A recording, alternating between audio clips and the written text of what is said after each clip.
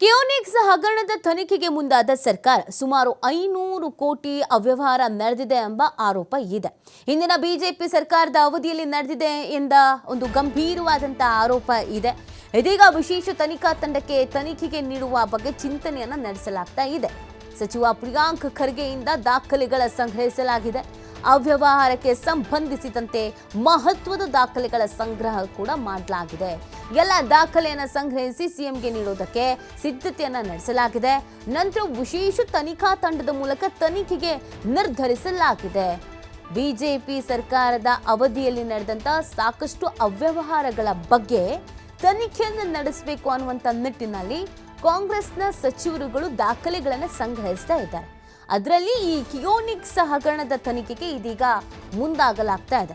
ಇದು ಸುಮಾರು 500 ಕೋಟಿ ಅವ್ಯವಹಾರ ನಡೆದಿದೆ ಎಂಬ ಆರೋಪವನ್ನು ಹೊಂದಿರುವಂಥ ಒಂದು ಹಗರಣ ಆಗಿದೆ. ಹಿಂದಿನ ಬಿಜೆಪಿ ಸರ್ಕಾರದ ಅವಧಿಯಲ್ಲಿ ನಡೆದಿದೆ ಅನ್ನುವಂಥ ಒಂದು ಗಂಭೀರವಾದಂಥ ಆರೋಪ ಇದೆ. ಇದೀಗ ವಿಶೇಷ ತನಿಖಾ ತಂಡಕ್ಕೆ ತನಿಖೆಗೆ ನೀಡುವ ಬಗ್ಗೆ ಚಿಂತನೆಯನ್ನು ನಡೆಸಲಾಗಿದೆ. ಸಚಿವ ಪ್ರಿಯಾಂಕ್ ಖರ್ಗೆಯಿಂದ ದಾಖಲೆಗಳ ಸಂಗ್ರಹವನ್ನ ಮಾಡಲಾಗಿದೆ.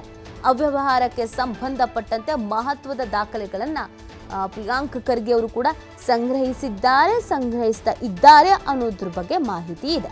ಈ ಎಲ್ಲ ದಾಖಲೆಗಳನ್ನು ಸಂಗ್ರಹಿಸಿ ಸಿಎಂಗೆ ನೀಡೋದಕ್ಕೆ ಸಿದ್ಧತೆಯನ್ನ ಮಾಡಿಕೊಂಡಿದ್ದಾರೆ. ಆ ನಂತರ ವಿಶೇಷ ತನಿಖಾ ತಂಡದ ಮೂಲಕ ತನಿಖೆಗೆ ನಿರ್ಧರಿಸಲಾಗಿದೆ. ನೋಡಿ, ಈಗಾಗಲೇ ಬಿಜೆಪಿಯ ಅವಧಿಯಲ್ಲಿ ಏನೆಲ್ಲ ಹಗರಣಗಳು ನಡೆದಿದೆ, ಯಾವೆಲ್ಲ ಹಗರಣಗಳನ್ನು ಮುಚ್ಚಾಕುವಂಥ ಪ್ರಯತ್ನ ಆಗಿದೆ, ಯಾವೆಲ್ಲ ಹಗರಣಗಳು ಮುಚ್ಚಿ ಹೋಗಿದೆ, ಅದನ್ನೆಲ್ಲ ತನಿಖೆಗೆ ಕೊಡಬೇಕು ಅನ್ನುವಂಥ ನಿಟ್ಟಿನಲ್ಲಿ ಸಚಿವರುಗಳು ಅಲರ್ಟ್ ಆಗಿದ್ದಾರೆ.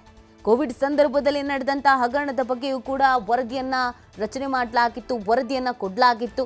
ಇದಾದ ನಂತರ ಈಗ ಸಾಕಷ್ಟು ಹಗರಣಗಳು ನಡೆದಿದ್ದು, ಆ ಒಂದೊಂದೇ ಹಗರಣಗಳನ್ನು ಬಯಲಿಗೆಳೆಯುವಂಥ ನಿಟ್ಟಿನಲ್ಲಿ ಕಾಂಗ್ರೆಸ್ ಮುಂದಾಗಿರೋದು, ತನಿಖೆಗೆ ಕೊಡಬೇಕು ಅನ್ನುವಂಥ ನಿಟ್ಟಿನಲ್ಲಿ ಪ್ಲಾನನ್ನು ಮಾಡಿಕೊಳ್ತಾ ಇದ್ದಾರೆ. ಈಗಾಗಲೇ ಪ್ರಿಯಾಂಕ್ ಖರ್ಗೆ ಸಾಕಷ್ಟು ಮಾಹಿತಿಗಳನ್ನು ಕಲೆ ಹಾಕಿದ್ದಾರೆ, ಸಾಕಷ್ಟು ದಾಖಲೆಗಳನ್ನು ಸಂಗ್ರಹಿಸಿದ್ದಾರೆ. ಅದೆಲ್ಲವನ್ನ ಸಿಎಂಗೆ ನೀಡಬೇಕು ಅನ್ನುವಂಥ ನಿಟ್ಟಿನಲ್ಲಿ ತಯಾರಿಯನ್ನು ಕೂಡ ಮಾಡಿಕೊಂಡಿದ್ದಾರೆ ಅನ್ನೋದ್ರ ಬಗ್ಗೆ ಮಾಹಿತಿ ಇದೆ.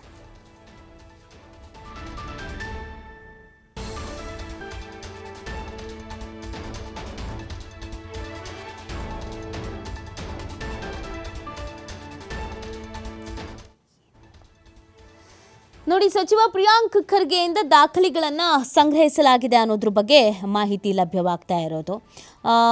ಒಂದು ರೀತಿಯಲ್ಲಿ ಬಿಜೆಪಿ ಸರ್ಕಾರದ ಸಂದರ್ಭದಲ್ಲಿ, ಬಿಜೆಪಿ ಅಧಿಕಾರದಲ್ಲಿ ಇದ್ದಂಥ ಸಂದರ್ಭದಲ್ಲಿ ಸಾಕಷ್ಟು ಹಗರಣಗಳು ನಡೆದಿದೆ ಅನ್ನುವಂಥ ಆರೋಪ ಅವತ್ತಿನಿಂದ ಇವತ್ತಿನವರೆಗೂ ಇದೆ.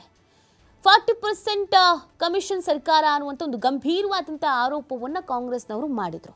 ಸೊ ಆಗ ನಡೆದಂಥ ಹಗರಣಗಳು ಏನೇನಿದ್ವೋ ಅದೆಲ್ಲದ್ರ ಬಗ್ಗೆ ಈಗ ತನಿಖೆಗೆ ನೀಡಬೇಕು ಅನ್ನುವಂಥ ನಿಟ್ಟಿನಲ್ಲಿ ಪ್ರಯತ್ನವನ್ನು ಪಡ್ತಾ ಇದ್ದಾರೆ.